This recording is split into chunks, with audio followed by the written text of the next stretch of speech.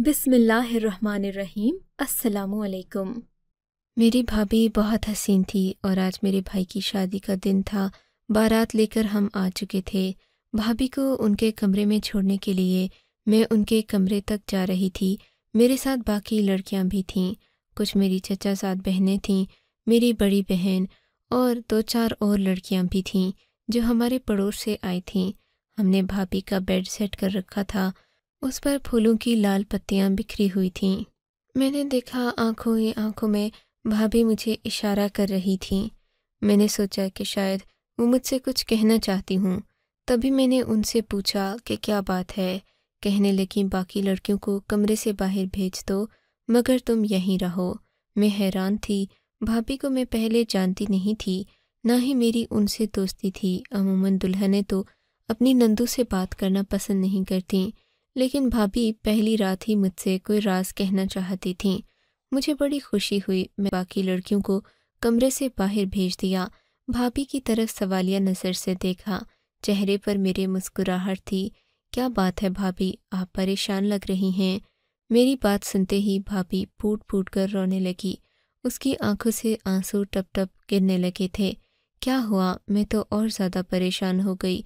भाभी का हाथ पकड़कर पूछा तो वो मज़ीद रोते हुए बोली, खुदा के लिए मुझे यहाँ अकेले मत छोड़ो, मैं मर जाऊंगी।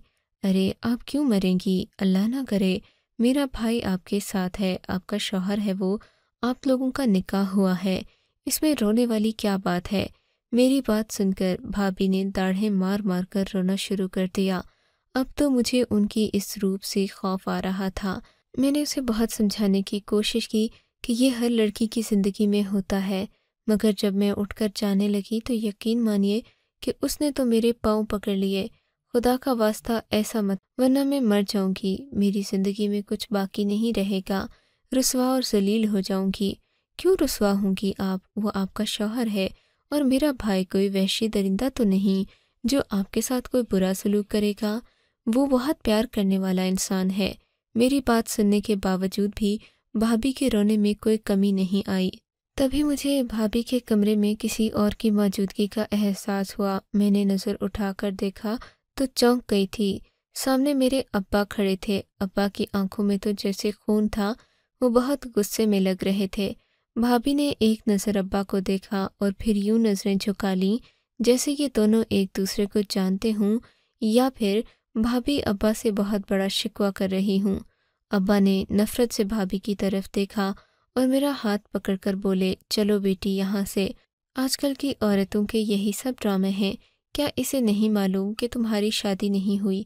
ऐसे मामले तुम्हारी शादी नहीं हुई, ऐसे मामलात एक कंवारी लड़की को बताने की क्या ज़रूरत है? अब्बा ने गुस्से से भाभी की तरफ देखा। नहीं अब्बा, भाभी तो बस अकेले में घबरा रही थी, इसलिए मुझे कहती हैं कि मैं इनके साथ रहूं। मैंने सोचा कि मैं भाभी के कमरे में ही रुक जाऊं, पर अब्बा ने मुझे कहा, तुम बाहर चलो, मैं तुम्हें एक बात बताता हूँ। मैं बाहर आई तो अब्बा ने अपनी जेब में हाथ डाला, 5,000 के 2 नोट निकाले और कहने लगे, ये लो बेटी, क्या तुम्हें और भी पैसा चाहिए? 10,000 एक साथ देखकर मैं खुशी से फूले न समा रही थी। मैंने कहा, अब्बा मुझे और पैसा नहीं चाहिए, लेकिन आप मुझे ये क्यों दे रहे हैं? इसलिए बेटी, ताकि तुम मेरी बात मान लो। अब्बा ने मुझसे कहा तो मैं और ज़्यादा परेशान हो गई। कौन सी बात अब्बा? मैं तो आपकी हर बात मानती हूँ। मेरी बात पर अब्बा गहरी नज़र से मुझे देखकर बोले, बेटा आइंदा तुम्हारी भाभी रोए, चीखे, चिल्लाए या तुम्हारी मिन्नत करे, तुम इसके पास नहीं आओगी। वो एक शादीशुदा औरत है, अपने मसले खुद देख सकती है। तुम्हें क्या ज़रूरत है अम्मा बनकर उसके सारे मसले देखने की? अच्छा चलो, अब तुम जाओ यहाँ से। मैं सोच रही थी कि अब्बा मेरे साथ ही वापस आएंगे, लेकिन अजीब बात थी, अब्बा मेरे साथ कमरे में वापस आने की बजाय वहीं पर खड़े रह गए। मुझसे सब्र न हुआ। मैंने पीछे मुड़कर देखा तो ये जानकर हैरत हुई थी कि अब्बा तो भाभी के कमरे में जा रहे थे। अजीब बात है, मुझे वहाँ से निकालकर खुद ही कमरे में जा रहे हैं। ये क्या बात हुई? मैं गुस्से में अम्मी के कमरे में आ गई। मैंने उन्हें कहा कि अब्बा ने मुझे पैसे देकर भाभी के कमरे से निकाला है और ख़ुद उनके कमरे में चले गए। ये देखकर अम्मी के चेहरे का एक रंग आया और एक गुजर गया। कोई बात नहीं बेटा, तुम्हारे अब्बा हैं, उस लड़की के ससुर हैं, اگر چلے گئے تو اس میں زیادہ حیرانگی کی بات نہیں ہے۔ اماں کے چہرے پر پریشانی تو تھی، پر وہ مجھ رہی تھی۔ اماں نے مجھے تو یہ کہہ دیا تھا کہ تم بہت چھوٹی ہو، ان معاملات میں نہ الجھو، لیکن میرے دل میں ایک بات تھی جو کہ وہیں کی وہیں رہ گئی۔ رات کو مجھے نیند نہ آئی تو میں پیاس کے مارے اپنے کمرے سے باہر نکلی۔ یہ دیکھ کر مجھے حیرت ہوئی تھی کہ بھائی رات کے اس پہر اپنے کمرے میں ہونے کی بجائے باہر لان میں کھڑا سگریٹ پھونک رہا تھا۔ میں اس کو دیکھ کر حیران ہو گئی۔ اس وقت تو اسے اپنی بیوی کے پاس ہونا چاہیے، یہاں کیا کر رہا ہے؟ یعنی وہ اپنی بیوی سے خوش نہیں؟ یہ سوچتے ہی میں آگے بڑھی۔ میں یہ دیکھ کر حیران رہ گئی تھی کہ بھائی کی آنکھوں سے آنسو بہہ رہے تھے۔ میں نے بھائی کو پکارا، کیا بات ہے بھائی، تم رو کیوں رہے ہو لڑکیوں کی طرح؟ میری بات سن کر بھائی نے مجھے غصے سے دیکھا۔ تم بھی ابا کی چمچی ہو، چلی جاؤ یہاں سے۔ بھائی غصے سے بول رہا تھا، کیوں جاؤں بھائی، مجھے کوئی کام بتاؤ، جلدی جاؤ، جا کر ماچس لے کر آؤ۔ بھائی کی یہ بات سن کر میں کچن میں بھاگی، ماچس لے کر آئی، سمجھی کہ شاید دوسرا سگریٹ چک۔ میری حیرت کی انتہا نہ رہی جب بھائی نے ابا کا دیا ہوا تحفہ اپنے سامنے رکھا اور آگ جلا کر اس پر رکھنے لگا۔ کیا بات ہے، تم ابا کا دیا ہوا تحفہ کیوں جلا رہے ہو؟ میں حیران ہو کر بولی اور ساتھ ہی وہ قمیض اٹھا کر اس پر سے لگی آگ کو بجھانے لگی جیسے بھائی جلانے کی کوشش کر رہا تھا۔ اتنا تو پیارا کرتا ہے بھائی، ابا نے تمہیں شادی کے تحفے کے طور پر دیا تھا، تم اسے جلا کیوں رہے ہو؟ یہ بات مجھے سمجھ نہیں آئی۔ تم اپنے کام سے کام رکھو، جاؤ یہاں سے۔ بھائی کا غصہ دیکھ کر میں سہم گئی، واپس اپنے کمرے میں آ گئی، پر مجھے کچھ سمجھ نہیں آ رہا تھا۔ مجھے تو ساری رات نیند ہی نہیں آئی۔ صبح 5 بجے میری آنکھ دوبارہ کھل گئی۔ میں اٹھ کر باہر گئی تو دیکھا ابا جاگ رہے تھے۔ ابا کے چہرے پر گہری سنجیدگی تھی۔ میں کچن میں جا رہا ہوں، ابا مجھے دیکھتے ہی بولے، میں اپنی بہو کے لیے ناشتہ بنانے جا رہا ہوں۔ بھائی، اصل بیٹیاں تو بہویں ہوتی ہیں، اپنی بیٹیاں تو پرایا دھن ہوتی ہیں۔ ابا یہ کہہ کر کچن میں چلے گئے۔ میں بھی ان کے پیچھے پیچھے آئی، دیکھا تو ابا واقعی میں ناشتہ بنا رہے تھے۔ ابا، آپ کو بھابھی کی اتنی فکر کیوں ہے؟ میں نے پوچھا تو ابا نے بڑی ہی گہری نظر سے دیکھ کر جواب دیا، کیونکہ وہ میرے بیٹے کی بیوی ہے، مجھے فکر نہیں ہوگی تو کسے ہوگی؟ ساسیں تو ویسے بھی زہر اگلتی ہیں، اور تمہاری ماں، اس کا کوئی بھروسہ نہیں کہ وہ اپنی نئی بہو کے ساتھ کیسا سلوک کرے۔ ابا آملیٹ بنانے لگے، تبھی اماں بھی اٹھ کر آ گئی تھیں۔ اماں کا چہرہ بجھا بجھا سا لگ رہا تھا۔ کوئی بات نہیں فرہندہ، ایسا ہو جاتا ہے اکثر۔ ابا نے جب دیکھا کہ میں بھی کمرے میں کھڑی ہوں تو مجھے وہاں سے باہر جانے کا کہا۔ 2 دن سے گھر میں عجیب چیزیں ہو رہی تھیں، مجھے کسی کے بارے میں کچھ بتایا نہیں جا رہا تھا۔ میں اپنے کمرے کی طرف جا رہی تھی کہ بھیا اور بھابھی اپنے کمرے سے نکلتے دکھائی دیے۔ بھابھی نے سفید رنگ کا جوڑا پہن رکھا تھا، کوئی بناؤ سنگھار بھی نہیں کیا ہوا تھا۔ میں انہیں دیکھ کر چونک گئی تھی۔ عموماً ایک دن کی دلہن بہت سجی سنوری ہوتی ہے، بلکہ وہ دلہن کی طرح ہی لگتی ہے، لیکن بھابھی کا چہرہ اترا ہوا تھا اور بھائی کا منہ الگ لٹکا ہوا تھا۔ دونوں کچن کی طرف جا رہے تھے۔ انہیں نکلتا دیکھ کر میں بھی ان کے ساتھ ہو لی۔ میں بھی ناشتے کی میز پر آ کر بیٹھی تو ابا مجھے گھور کر دیکھنے لگے۔ تم پھر آ گئی، اس لڑکی کے ساتھ نہیں بیٹھنا تم نے، میں نے تمہیں رات کو پیسے بھی دیے تھے، یہی بات کہی تھی کہ اس معاملے سے دور رہنا، پر بیٹا تم پر میری بات کا اثر کیوں نہیں ہوتا؟ شادی شدہ لڑکیوں کے ساتھ کنواری لڑکیوں کو نہیں بیٹھنا چاہیے، یہ بات اچھی طرح اپنے ذہن میں ڈال دو۔ ابا کی بات سن کر بھائی نے ناگواری سے ابا کی طرف دیکھا تھا۔ ابا، ہم لوگ اتنے پارسا بھی نہیں ہیں جتنا کہ بنتے ہیں۔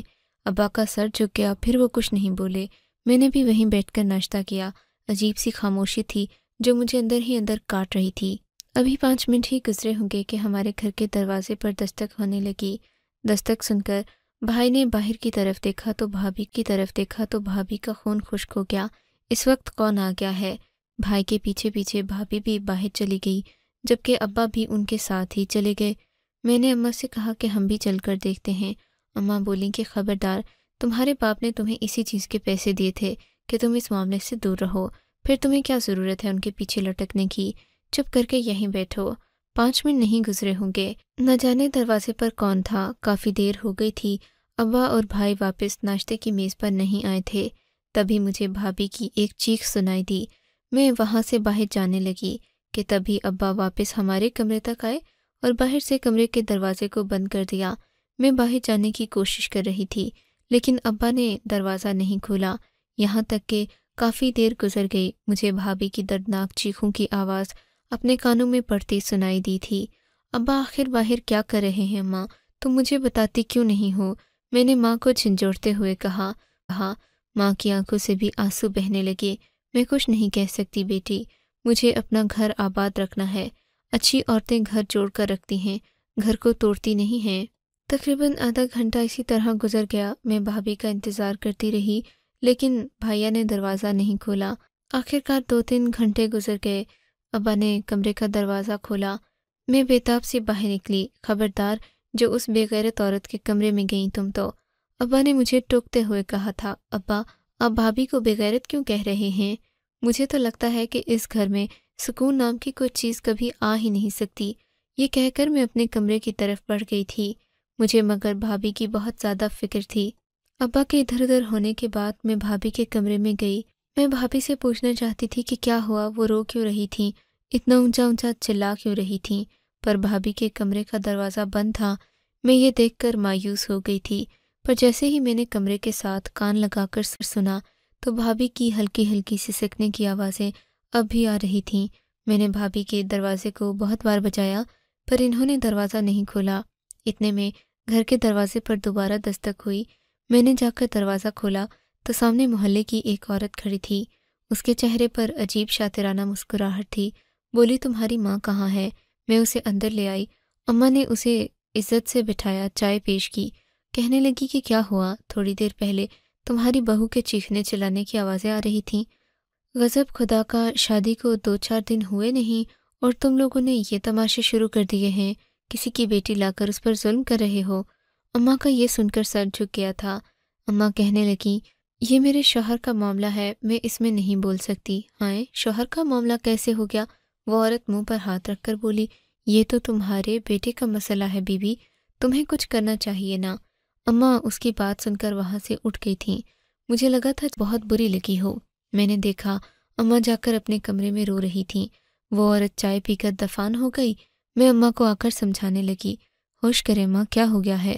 آپ کے رونے دھونے سے بات صحیح نہیں ہو جائے گی، اور پھر آپ مجھے بھی تو نہیں بتاتی ہیں کہ اصل معاملہ کیا ہے۔ بس بیٹی، تم ابھی چھوٹی ہو، میں تمہیں کچھ بھی نہیں بتا سکتی۔ یہ کہہ کر اماں نے چادر اوڑھ لی اور بستر پر سو گئیں۔ اب میں انہیں کیا جگاتی؟ اتنے میں بھابھی کے کمرے سے آواز آئی، وہ مجھے بلا رہی تھیں۔ میں ان کے کمرے میں گئی تو کہنے لگیں کہ مجھے ایک قلم اور کاغذ لا کر دو۔ قلم کاغذ؟ کیوں، آپ کیا کریں گی قلم کاغذ کو؟ میں ہر بات تجسس میں پڑ جاتی تھی۔ بھابھی نے مجھے غصے سے دیکھا۔ میں نے پھر جا کر ان کو قلم اور کاغذ لا کر دیا۔ بھابھی بہت پریشان لگ رہی تھیں۔ کمرے کا دروازہ انہوں نے پھر سے بند کر دیا۔ میں اپنے کمرے میں آ گئی تھی۔ شام تک بھائی آیا تو بھائی کا چہرہ بھی لٹکا ہوا تھا۔ میں تو یہ نہیں سمجھی تھی کہ بھائی، اماں اور ابا کو ہوا کیا ہے، لیکن رات کو ایک بہت بڑا طوفان آ گیا تھا۔ میں اپنے کمرے میں لیٹی ہوئی تھی کہ بھیا کے کمرے سے چیخوں کی آواز آنے لگی۔ اب کی بار بھابھی نہیں بلکہ بھیا رو رہے تھے۔ میں باہر نکلی تو بھیا اپنا سر پیٹ رہے تھے۔ فوراً وہ ابا کے کمرے کی طرف بھاگے اور کہنے لگے، ابا، ثانیہ مر گئی ہے ابا، ثانیہ کی حالت بہت بری ہے، ثانیہ کو بچا لو۔ بھائی کی بات سن کر ابا بھی اپنے کمرے سے بھاگے بھاگے آئے۔ بھابھی کمرے میں اوندھے منہ پڑی تھیں۔ میں نے دیکھا بھابھی کے منہ سے خون نکل رہا تھا۔ میں یہ دیکھ کر بہت روئی تھی۔ بھائی نے ابا سے کہا کہ وہ اپنی بیوی کو ہسپتال لے کر جانا چاہتے ہیں، پر ابا نے انہیں اشارے سے خاموش کروا دیا۔ بولے کہ بیٹا، اسے بالکل ہسپتال لے کر جانے کی ضرورت نہیں ہے، اس نے خود اپنی موت خود کو مارا ہے، تمہاری بیوی نے خودکشی کی ہے۔ یہ کہہ کر ابا نے ان کی آنکھیں بند کر دی تھیں۔ بھابھی بہت خوبصورت تھی اور شادی کے دوسرے ہی دن وہ اس دنیا کو ہمیشہ کے لیے چھوڑ کر جا چکی تھیں۔ میرا تو رو رو کر برا حال تھا۔ میں کبھی بھابھی کی طرف دیکھتی تو کبھی ابا کی طرف۔ سبھی پریشان کھڑے تھے، پر ابا کے چہرے پر گہری سنجیدگی تھی۔ بیٹا، اس کے گھر والوں کو کال کرو، آ کر اپنی بیٹی کو لے جائیں۔ ویسے بھی جوان لڑکیوں کو ان کے سسرال میں نہیں دفنایا جاتا۔ بھائی نے بھابھی کے سسرال والوں کو کال کی۔ آدھے گھنٹے میں وہ لوگ تنتناتے ہوئے ہمارے گھر میں کود آئے۔ انہوں نے آ کر بھائی کو بہت دھمکیاں دیں۔ کہنے لگے کہ ہم اپنی بیٹی کا پوسٹ مارٹم کروائیں گے، تم نے ہی ہماری بیٹی کو جان سے مارا ہے۔ یقیناً تم نہیں چاہتے ہوگے کہ اتنی خوبصورت بیوی کے ساتھ باقی کی زندگی یہ سنتے گزار دو کہ حور کے پہلو میں لنگور بیٹھا ہے۔ بھائی کے سر پر بہت سارے الزامات آ گئے تھے۔ بھابھی کے میکے والے بھائی پر یہی الزام لگا رہے تھے کہ تم نے ہماری بیٹی کو زہر دے کر مارا ہے، مگر ابا بہت گہری سوچ میں ڈوبے ہوئے تھے۔ ان سب لوگوں کو انہوں نے بھابھی کے کمرے سے نکال دیا، بولے کہ اس وقت اس کمرے میں کوئی نہیں آئے گا، یہ کمرہ بند رہے گا۔ ابا نے کمرے کو اندر سے بند کر دیا اور خود اس کمرے میں ہی بیٹھ گئے۔ یہ بات میری سمجھ میں نہیں آئی تھی۔ بھابھی کے میکے والے بہت ساری باتیں سنا کر چلے گئے تھے۔ بھائی کا بھی رو رو کر برا حال تھا۔ وہ اپنی بیوی سے محبت کرتا تھا اس لیے کیونکہ وہ ایک خوبصورت عورت تھی، لیکن بھابھی کیوں رو رہی تھی؟ کیوں وہ یہ کہتی تھی کہ میں مر جاؤں گی؟ یہ بات میری سمجھ میں نہیں آتی تھی کہ ابا کی اس کیس میں کیا دلچسپی ہے۔ شام تک بلی تھیلے سے باہر آ گئی۔ بھائی کے سسرال والوں نے کہا کہ ہم اپنی بیٹی کا پوسٹ مارٹم کروائیں گے، اس کے بعد پتہ چلے گا کہ اس نے خودکشی کی ہے یا اسے مارا گیا ہے۔ جو بھی تھا، بھائی کو پولیس نے تھانے کی تفتیش میں شامل کر لیا تھا۔ بھائی کو پولیس گھر سے اٹھا کر لے گئی تھی۔ امی بہت رو رہی تھیں۔ بھائی تھانے میں تھا اور ہم اس کی کوئی خبر گیری نہیں کر سکتے تھے۔ ادھر کمرے کو ابھی تک اندر سے بند کر رکھا تھا، ہمیں بھی وہاں جانے کی اجازت نہیں تھی۔ تبھی ہمارے گھر میں پولیس کی ٹیم آئی۔ ابا نے کمرے کے دروازے کو کھول دیا۔ مجھے تو وہاں سے جانے کا کہا، لیکن پولیس والوں کو نہ جانے ابا کیا کیا دکھاتے رہے۔ اس کے بعد پولیس وہاں سے چلی گئی۔ شام تک بھائی گھر آ گئے تھے۔ بھائی کے گھر آنے کے بعد میں نے دیکھا ابا خاموش سے بیٹھے بھائی کو کچھ سمجھا رہے تھے۔ بیٹا، میں نے کہا تھا نا تمہیں، پہلے ہی کہا تھا کہ سوچ لو، پر تمہیں تو اپنا باپ ہمیشہ غلط لگتا تھا۔ ابا یہ باتیں کر رہے تھے کہ میں بھی وہاں آ گئی۔ خدا کے لیے بابا، اب تو مجھے بتا دیں کہ کیا بات تھی۔ میں تھک گئی ہوں یہ پہیلیاں بوجھتے بوجھتے۔ اتنی چھوٹی بھی نہیں ہوں میں کہ مجھے گھر کے معاملات کا پتہ نہ ہو یا میں میاں بیوی کے تعلق کو نہ سمجھ سکوں۔ ابا، میری بھی شادی کی عمر ہے، مجھے اس گھر کے ہر مسئلے کو جاننے کا حق ہے۔ اچھا آؤ بیٹی، میں تمہیں بھی ساری بات بتاؤں، لیکن وعدہ کرو تم یہ بات کسی کو نہیں بتاؤ گی۔ تمہیں پتہ ہے نا محلے کے لوگ کیسی کیسی باتیں کریں گے۔ جو بھی تھا وہ کسی کی بیٹی تھی، کسی کی عزت تھی، اس دنیا سے چلی گئی تو اب ہمیں اس کا بھرم رکھنا ہے۔ ابا نے یہ کہہ کر میرے سامنے ایک خط کر دیا۔ میں جان گئی تھی یہ وہی کاغذ ہے جو میں نے پچھلی رات بھابھی کو دیا تھا۔ بھابھی نے ہی مجھ سے کاغذ قلم مانگا تھا۔ میں نے جیسے جیسے خط پڑھتی گئی میرے تو قدموں تلے سے زمین نکل گئی۔ میرے لیے وہ خط پڑھنا مشکل ہو رہا تھا۔ خط پڑھنے کے بعد مجھے سمجھ میں آئی تھی کہ بھابھی مجھے اس رات اپنے کمرے میں رکنے کا کیوں کہہ رہی تھیں۔ کیوں وہ یہ کہہ رہی تھی کہ اگر تم یہاں نہیں رکی تو میں مر جاؤں گی، اور وہ بیچاری واقعی مر گئی تھی۔ پر ابا، اس سب کے پیچھے جس کا قصور ہے آپ نے تو اس کا ذکر ہی نہیں کیا۔ میں نے ابا کی طرف دیکھا۔ ابا کے چہرے کا رنگ آیا اور گزر گیا۔ کس کا قصور ہے بیٹی؟ کیا تو نہیں ابا، لیکن کوئی تو ہے نا اس کے پیچھے، اور جو ہے اس کو ہمیں سب کے سامنے لانا چاہیے۔ ہاں بیٹا، یہ بات تو تم نے بالکل صحیح کہی۔ اب یہ تو پولیس کا کام ہے، ہم تو شریف لوگ ہیں، ہم اس معاملے میں کچھ نہیں کر سکتے۔ میں اور ابا باتیں کر ہی رہے تھے کہ بھائی پھر سے کمرے میں داخل ہوا۔ اس نے ابا کے قدموں میں بیٹھ کر ابا کے پاؤں پکڑ لیے اور معافی مانگنے لگا۔ ابا، مجھے معاف کر دیں، میں نہیں جانتا تھا کہ وہ ایسی عورت ہے۔ جب اس نے پہلی بار آپ پر الزام لگایا تو وہ مجھے بہت زیادہ مظلوم لگی تھی۔ اس نے اپنے آنسو بہا بہا کر مجھے یہ بتانے کی کوشش کی کہ تمہارا باپ مجھے ڈراتا ہے، دھمکاتا ہے، میرے ساتھ کوئی تعلق قائم کرنا چاہتا تھا۔ شادی سے پہلے مجھے جانتا تھا۔ جب میں نے اس کے ساتھ کوئی بات چیت نہیں کی تو اب یہ مجھے ڈرا دھمکا رہا ہے کہ اگر تم اپنے شوہر کے پاس گئیں تو میں تمہاری جان لے لوں گا اور تمہارے گھر والوں کو تمہاری جان لے لوں گا اور تمہارے گھر والوں کو بھی مار دوں گا، اس لیے میں تمہارے قریب نہیں آ سکتی۔ ابا، اس دن مجھے آپ سے بہت نفرت ہوئی تھی۔ میں پوری رات اپنے کمرے سے باہر بیٹھا رہا۔ میں نے آپ کا دیا ہوا تحفہ بھی جلا دیا تھا۔ اس نے مجھ سے ایسی باتیں کہی تھیں جن پر یقین نہ کرنا میرے لیے بہت مشکل تھا۔ میں تو اس پر یقین کر بیٹھا تھا، لیکن ابا، اس نے خودکشی کرتے ہوئے سچ بول دیا۔ اس نے بتا دیا کہ جو اسے ڈرا رہا تھا وہ کوئی اور نہیں بلکہ اس کا سابقہ منگیتر تھا، جس کے ساتھ وہ ایک بیوی کی طرح رہ رہی تھی۔